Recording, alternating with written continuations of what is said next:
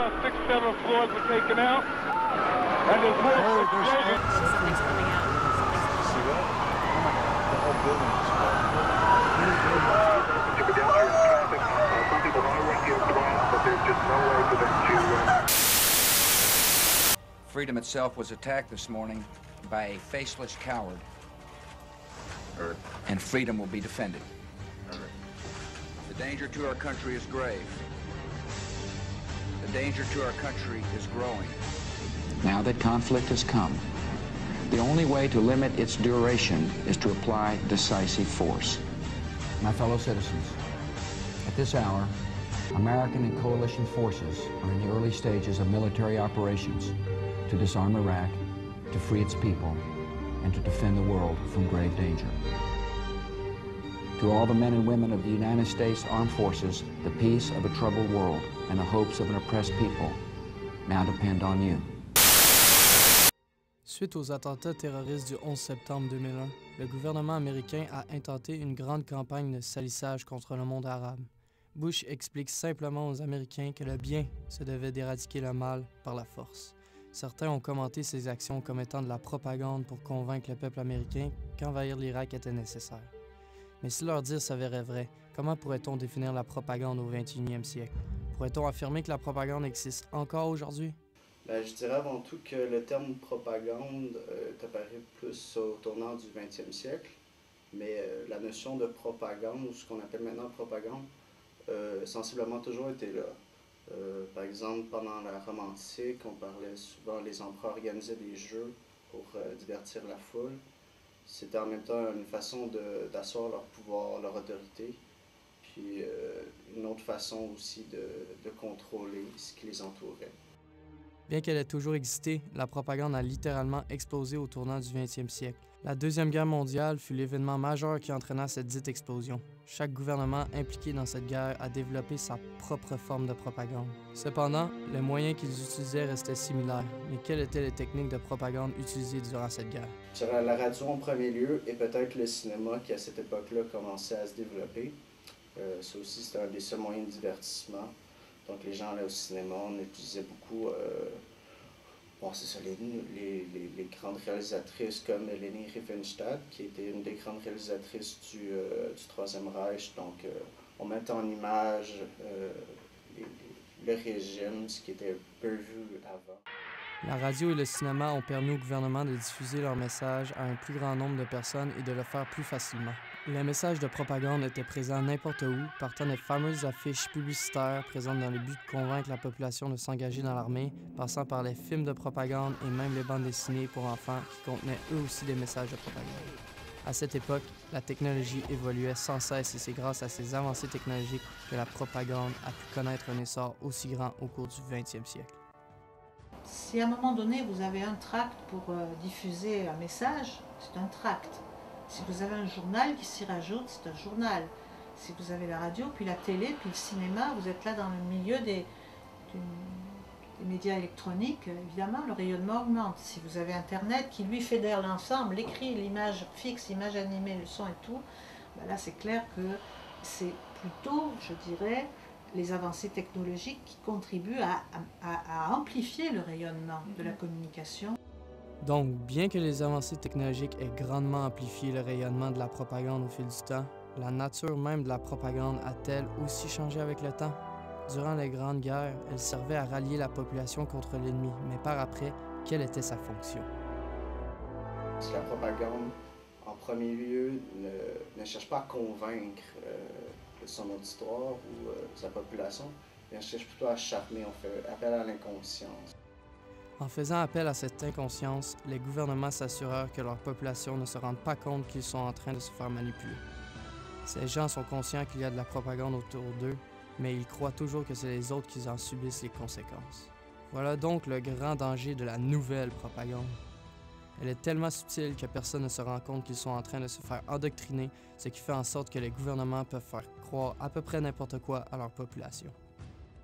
La propagande, c'est toujours un terme qui est celui de l'autre. La propagande a un caractère péjoratif. Alors on dit toujours que c'est le voisin qui fait de la propagande, mais nous, c'est clair, en démocratie, on ne fait pas de la propagande. Alors que dans les faits, certaines techniques et certains moyens, notamment les médias de masse, Le fait aussi que l'on mesure épisodiquement les humeurs des publics cibles par le biais des sondages d'opinion, ça aussi, ça fait partie d'une manière de plus en plus technique, mais aussi systématique, de bâtir je dirais des communications qui soient collées à cette réalité de l'opinion publique. Donc on parle effectivement des médias de masse, on parle de tout ce qui est support finalement de communication. Les médias de masse, ça englobe la télé, la radio, la presse écrite, Internet, etc. Tous ces médias de masse sont maintenant le moyen le plus facile et le plus efficace de diffuser des idées et des manières de penser.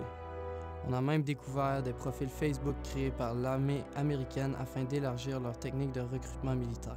Même encore de nos jours, les entreprises privées ne sont pas les seuls responsables de cette propagande. Les gouvernements ont toujours un grand rôle à jouer dans la communication, surtout en temps de guerre. Par exemple, au moment du conflit irakien, il y a quelques années, Saddam Hussein faisait de la propagande. Aujourd'hui, dans le conflit syrien, tout le monde s'accuse mutuellement de faire de la propagande. Le régime de Bachar al-Assad et le régime et les rebelles, ceux qui s'y opposent aujourd'hui. Et encore une fois, nous, quand on regarde ça de loin, on regarde ça à la télévision, on se dit, bon ben, chacun mange sa salade, chacun fait sa propagande. Mais encore une fois, c'est associé à des situations de crise. Comme la pensée populaire associe souvent la propagande à des situations de crise et à des régimes dictatoriaux, on oublie souvent qu'il est facile de constater que la propagande existe même en temps de paix et dans les sociétés considérées comme étant démocratiques. Les régimes totalitaires ont beaucoup utilisé la propagande, mais je peux reprendre une phrase célèbre d'un intellectuel américain, Noam Chomsky, qui était un intellectuel de gauche, a dit que la propagande est à la démocratie ce que la terreur est au totalitarisme. C'est-à-dire que selon cet intellectuel-là, on retrouve plus de propagande dans les démocraties, que ce soit américaine ou canadienne, que par exemple sous le régime nazi.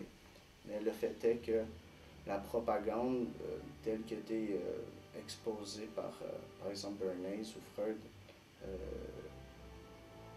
on la retrouve encore aujourd'hui, même je dirais encore plus que sous les régimes totalitaires qui eux pouvaient se servir de leur politique, de leur police politique ou de la terreur, de la violence pour asseoir leur pouvoir.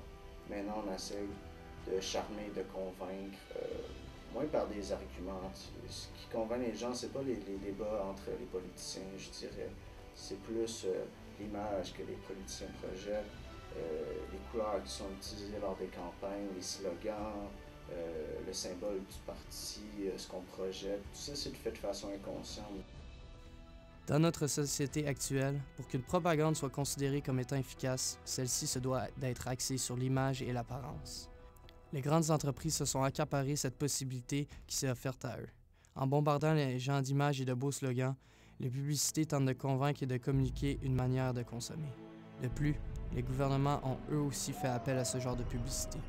Que ce soit des publicités pour encourager la population à s'engager dans l'armée ou pour encourager les gens à arrêter de fumer, l'objectif reste toujours le même.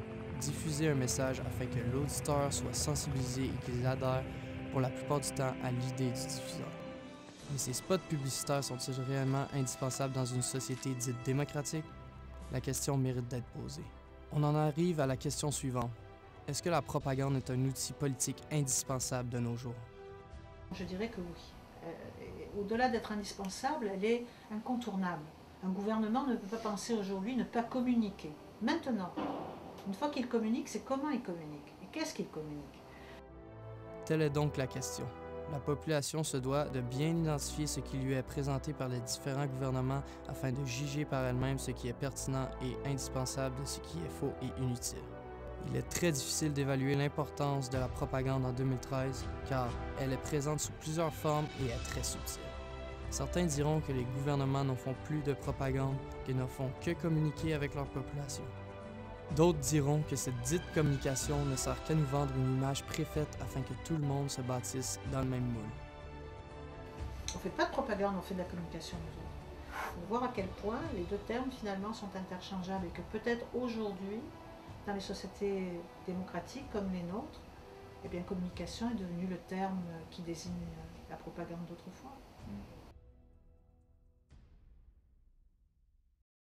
emportés par la foule qui nous traîne, nous entraîne, écrasés l'un contre l'autre, nous ne formons qu'un seul corps. Et le flot sans effort nous pousse enchaîner l'un et l'autre, et nous laisse tous deux épanouis, enivrés et heureux.